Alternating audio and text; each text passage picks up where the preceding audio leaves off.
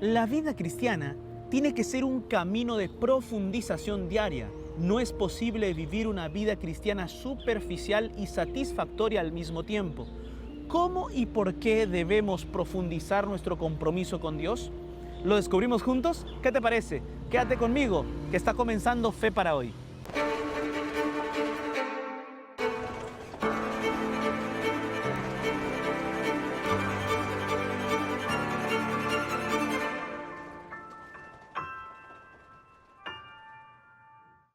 Antes de continuar nuestro programa del día de hoy, yo tengo aquí en mis manos un regalo para ti.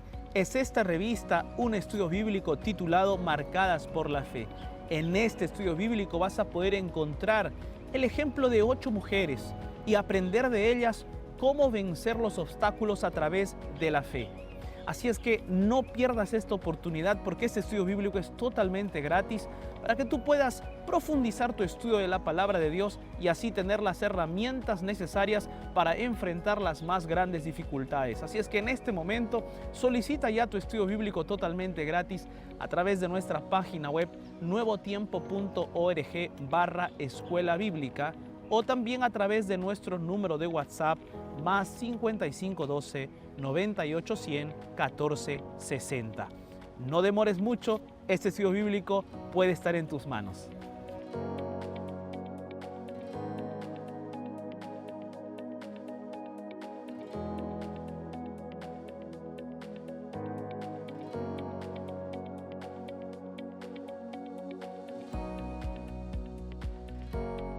Quiero comenzar el estudio del día de hoy leyendo contigo Proverbios capítulo 8, versículos 4 y 5.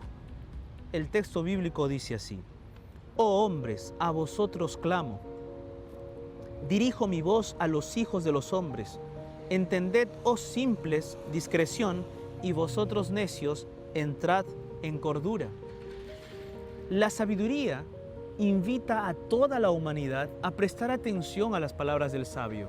Pero en estos versos, Salomón dirige el mensaje de sabiduría a 2 grupos específicos. El primer grupo es el de los necios, aquellos que conocen el mensaje divino, pero lo rechazan. Este grupo de personas necesita urgentemente arrepentirse. Sin embargo, me gustaría centrarme en el otro grupo que también aparece en el texto. Se trata del grupo de los inexpertos, el grupo de los simples, como dice el texto bíblico. En él se incluyen a aquellos jóvenes que aún no han entregado su corazón a la sabiduría porque tampoco se han comprometido con el mal. Este grupo está a punto de decidir en qué lado del gran conflicto se situará. Nadie nace cristiano. Las personas nacen hijos de cristianos. Este es un argumento utilizado por un famoso defensor del ateísmo para criticar la forma en que los padres cristianos educan a sus hijos en el camino de Dios. Sinceramente, no estoy de acuerdo con su crítica, pero sí con la frase que hemos reproducido.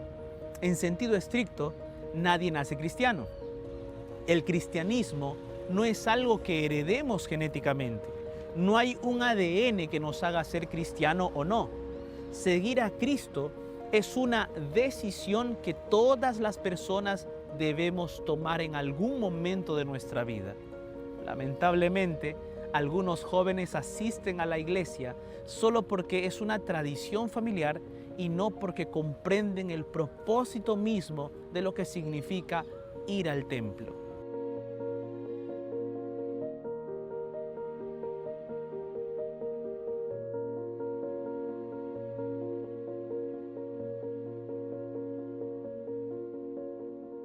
La salvación es algo muy individual y si no nos decidimos por ella, no la obtendremos. La espiritualidad de tus padres o de tu cónyuge no te sirve para salvarte. En el día en que Jesús regrese por segunda vez, nadie podrá agarrarse de la pierna de otro para ir al cielo. Cada uno tendrá que decidir por sí mismo. Si te pidiera que me dijeras ahora por qué eres cristiano, ¿podrías explicármelo? ¿Por qué guardas el sábado? ¿Por qué no comes cerdo? ¿Por qué vas a la iglesia? Las respuestas a estas preguntas no son tan obvias como parecen. Algunos cristianos simplemente no saben cómo responderlas. Viven de forma automática su fe. Jesús tiene que ser la gran respuesta a todas estas preguntas.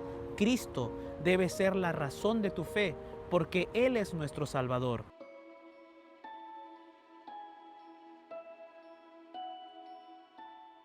Continuando con nuestra lectura del libro de Proverbios, el capítulo 8, versículos 7 y 8 nos dice lo siguiente: porque mi boca hablará verdad, y la impiedad abominan mis labios. Justas son todas las razones de mi boca, no hay en ellas cosa perversa ni torcida.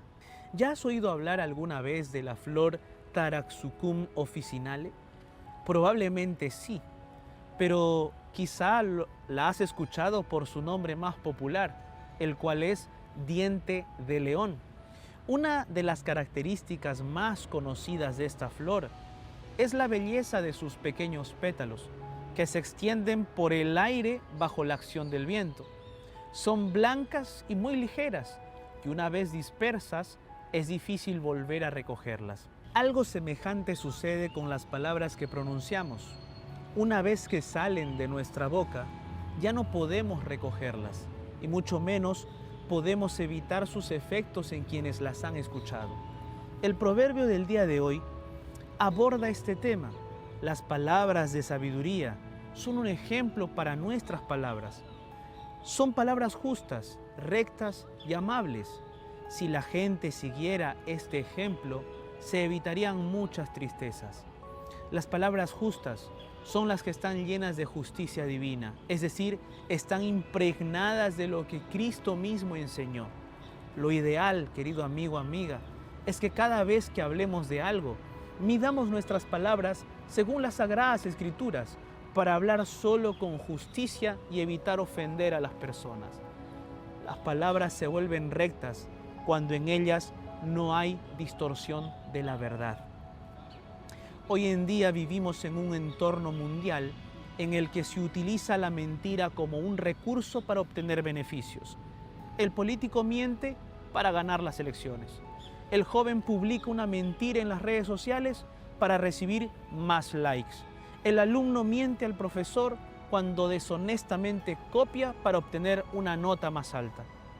La sabiduría divina nos enseña que, cueste lo que cueste, debemos decir y usar siempre la verdad.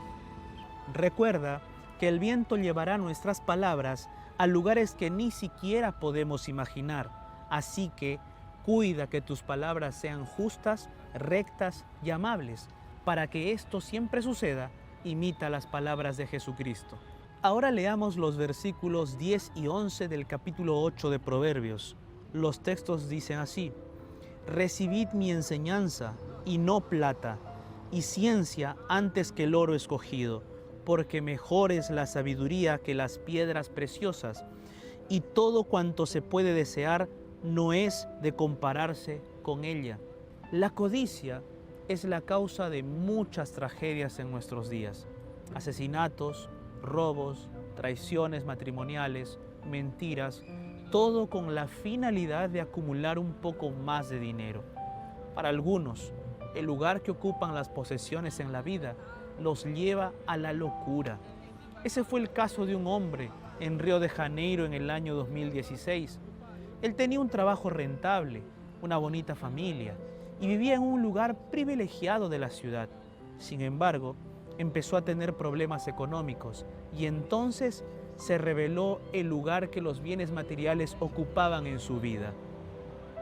Poco antes de asesinar a sus 2 hijos y a su esposa y también de suicidarse, el hombre escribió una carta en la que explicaba el motivo de esos actos demenciales. En un párrafo él escribió así: siento una profunda pena por haber fracasado tanto. Es mejor acabar pronto con todo y evitar el sufrimiento de todos. Para este individuo era mejor matar y morir que perder el nivel de vida que tenía. Esto es lo contrario de lo que nos enseña el proverbio del día de hoy. En lugar de amar el oro, la plata y las piedras preciosas, el sabio nos aconseja a amar la sabiduría. Date cuenta, querido amigo, amiga, de que este es un amor exclusivo. O amas a las riquezas o amas a la sabiduría. La advertencia es que el amor a las riquezas puede traer más decepciones que ventajas, pero cuando amamos a la sabiduría, logramos excelentes resultados, incluidos los financieros.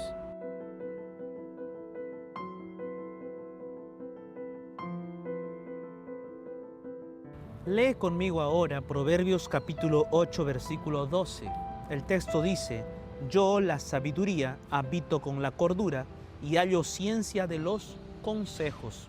El proverbio de hoy habla de una familia metafórica formada por la sabiduría, la prudencia, el conocimiento y el sentido común. Esa es la familia de la sabiduría. Todos viven en la misma casa y trabajan para el mismo fin. La buena noticia es que todos los que quieren pueden unirse a esta familia y disfrutar de las virtudes que las caracterizan. La prudencia se refiere a la sabiduría aplicada en la práctica y el sentido común a la capacidad de comprender las situaciones prácticas y las relaciones interpersonales y también tomar decisiones correctas en cada una de ellas. La Biblia, la sagrada palabra de Dios, nos presenta un ejemplo de prudencia en la historia de David. Fíjate en la delicada situación en la que se encontraba. Dios ya lo había ungido como rey y por lo tanto ya había rechazado a Saúl como monarca, pero la sucesión real aún no había tenido lugar. Ciertamente había malestar entre los súbditos y sobre todo dentro del palacio. Jonatán, el hijo del rey y heredero del reino, había reconocido a David como el sucesor legítimo del trono. Percibimos esto en el siguiente gesto hacia David. En 1 Samuel capítulo 18 versículo 4 dice lo siguiente: y Jonatán se quitó el manto que llevaba y se lo dio a David, y otras ropas suyas también, hasta su espada, su arco y su talabarte.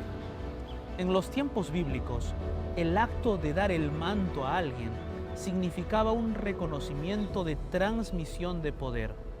Jonatán le estaba diciendo a David que por la voluntad divina renunciaba a su derecho hereditario. Frente a esto, David podía haber seguido adelante y arrebatarle el trono a Saúl. Tenía el apoyo del príncipe y contaba con el apoyo de gran parte de la población, pues cuando regresaron de las campañas militares, la Biblia dice que cantaban las mujeres y danzaban y decían: Saúl hirió a sus 1000 y David a sus 10,000. Sin embargo, David era sabio y prudente. Sabía que aún no era su turno.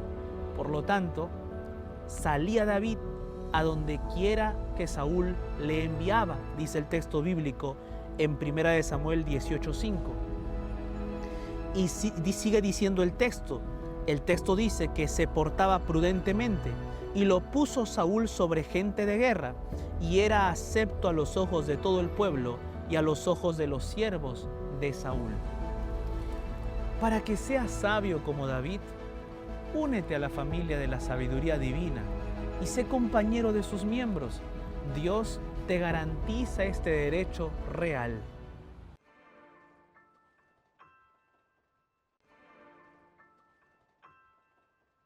Leamos juntos ahora Proverbios capítulo 8, versículo 13. El texto dice: el temor de Jehová es aborrecer el mal, la soberbia y la arrogancia, el mal camino y la boca perversa aborrezco. Déjame hacerte una pregunta. ¿Temes a Dios o tienes miedo de Dios? Son dos cosas diferentes. Temer al Señor es algo innecesario para quienes son sus hijos. Dios no representa una amenaza para los que le aman. Por otra parte, el temor a Dios es necesario e implica al menos 3 aspectos de la vida cristiana: la adoración, el amor y el servicio. El primer aspecto del temor a Dios es la adoración, que está explícito en Génesis capítulo 22, versículo 5. Y quiero invitarte a leer Génesis capítulo 22, versículo 5. La Biblia dice así: Entonces dijo Abraham a sus siervos: Esperad aquí con el asno, y yo y el muchacho iremos hasta allí y adoraremos y volveremos a vosotros. La adoración implica una entrega total. El contexto del versículo anterior es el momento en que Abraham subía a la montaña para sacrificar a su hijo Isaac. ¿Cómo puede haber adoración en una situación así? La adoración consistía en el acto de someterse a la voluntad de Dios sin reservas. Hay algo aquí que me gustaría señalar sobre esta ocasión. Abraham no entendía todo sobre el mandato que Dios le había dado, pero adorar al Creador es obedecerle incluso cuando no entendemos todo sobre lo que Él nos pide. El temor a Dios implica un segundo aspecto: el amor. Muchas personas en los tiempos que vivimos tienen una idea equivocada sobre el amor. Por desgracia, el amor se ha convertido en algo trivial. Se utiliza la palabra amor para cualquier relación corta y superficial, pero amar a Dios implica un compromiso y es más que un sentimiento. Amar a Dios nos lleva a movernos hacia su voluntad. Los que aman lo demuestran con sus acciones. En Deuteronomio capítulo 11, versículo 13, leemos lo siguiente: Si obedeciereis cuidadosamente a mis mandamientos que yo os prescribo hoy, amando a Jehová vuestro Dios y sirviéndole con todo vuestro corazón y con toda vuestra alma. Necesitamos, mis amigos, amar a Dios sin restricciones, con todo lo que tenemos y con todo lo que somos. A veces esto no es fácil porque implica dejar las cosas que nos gustan por las que le gustan a Dios. Un tercer aspecto es el servicio. Esta es una característica del cristiano que tiene el temor a Dios. Tristemente, es frecuente ver a miembros de la iglesia cuya única actividad religiosa es salir de casa, ir a la iglesia y asistir al culto. No son activos en la causa de Dios. Es cierto que no todos ellos estarán en los púlpitos predicando. Sin embargo, Dios ha dado varios dones a su iglesia y cada miembro debe trabajar de acuerdo con los dones recibidos. Nadie se ha quedado sin recibir al menos un don de parte de Dios. El temor a Dios profundizará nuestra intimidad con Él y así estaremos seguros en nuestra salvación. Por eso no tengas miedo de la perdición. Por el contrario, ten el temor a Dios en tu corazón. Volvamos a leer Proverbios capítulo 8, versículo 13. El texto dice: El temor de Jehová es aborrecer el mal, la soberbia y la arrogancia, el mal camino y la boca perversa aborrezco, dice el texto bíblico. La palabra alemana Schadenfreude es un término técnico que designa una característica que experimentan algunas personas. Schaden significa daño y Freude significa alegría. A las personas que tienen esta característica les gusta ver sufrir a los demás. Las imágenes de violencia, dolor y enfermedad les hacen sentir cierto placer. Parece que la envidia y la rivalidad son las principales causas de este comportamiento. Esta fue la conclusión de una investigación realizada en la Universidad de Princeton en Estados Unidos, que señaló que este comportamiento puede generar placer al presenciar acciones violentas. En este caso, el observador no tiene ningún beneficio tangible y la desgracia no representa la justicia social. En cambio, las desgracias de los objetivos rivales o envidiosos dan gusto porque hacen que la gente se sienta mejor consigo misma, explicó Susan Fiske, una de las responsables del estudio. Complacerse en el mal es contrario a la naturaleza de Dios. Por lo tanto, todos los que aman verdaderamente al Señor se complacen en la justicia, la paz y la rectitud. Esa es la esencia del proverbio de hoy. El odio al mal es una característica de los que aman verdaderamente a Dios. Esta es una verdad que se repite muchas veces en la palabra de Dios. El salmista habló de sus sentimientos hacia el mal de la siguiente manera: aborrecí la reunión de los malignos y con los impíos nunca me senté. También el salmista afirma en Salmo 119, 163 lo siguiente: la mentira aborrezco y abomino, pero tu ley amo.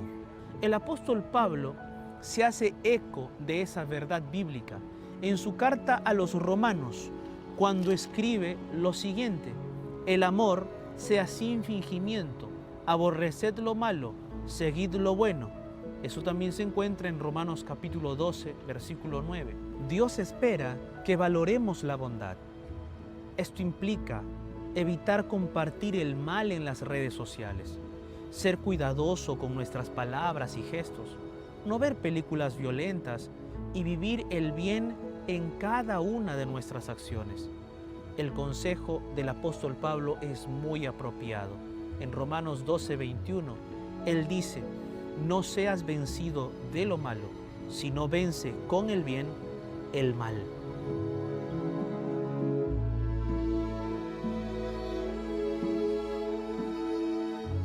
Leamos ahora Proverbios capítulo 8, versículo 17.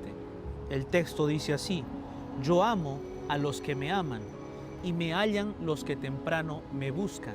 El periodista Brian Borzykowski escribió un artículo muy interesante en el sitio web de la BBC de Brasil sobre el hábito de despertarse temprano, hábito mantenido por un pequeño grupo de población mundial. En el texto, Brian señalaba que las personas con más éxito en el trabajo tienen esta característica en común. En un párrafo del artículo, él escribió: algunos estudios indican que levantarse temprano da buenos resultados. En el año 2008, una investigación de la Universidad de Texas indicó que los estudiantes que se levantan temprano tienen una media de notas más alta que los que tienen hábitos más nocturnos.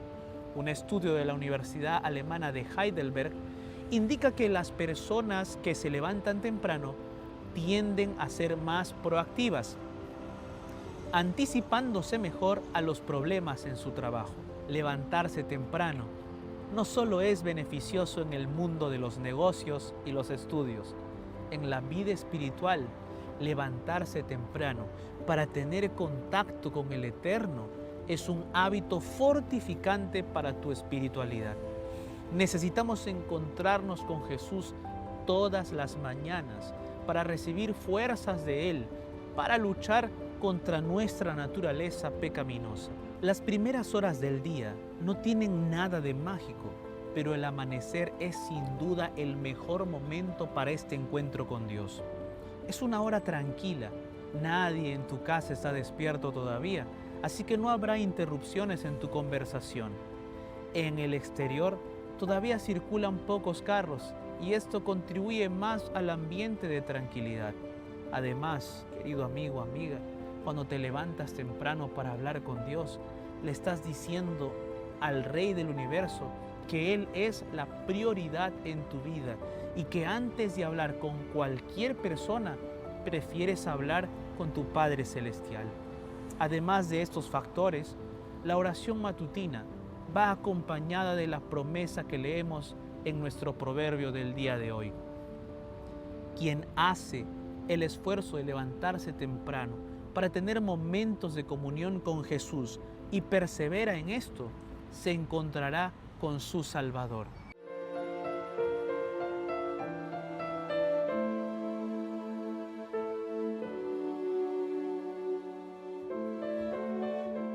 El Señor Jesús es un gran ejemplo de ese esfuerzo de tener una mayor comunión con Dios. La Biblia nos dice en Marcos capítulo 1, versículo 35, que Jesús, levantándose muy de mañana, siendo aún muy oscuro, salió y se fue a un lugar desierto y allí oraba. Este texto habla de un amanecer que siguió a un día agotador en el trabajo de Cristo. ¿Qué ejemplo nos da Jesús? El cansancio de la vida rutinaria, mis queridos amigos, no puede servir de excusa para que no busquemos a Dios todas las mañanas. Sin duda, esto es un reto para todos nosotros. Es tentador quedarse en la cama un poco más y despertarse a última hora. Sin embargo, debemos proponernos buscar a Dios en primer lugar. Haz que esa sea tu mayor prioridad y obtendrás más fe y fuerza espiritual. Que Dios te bendiga.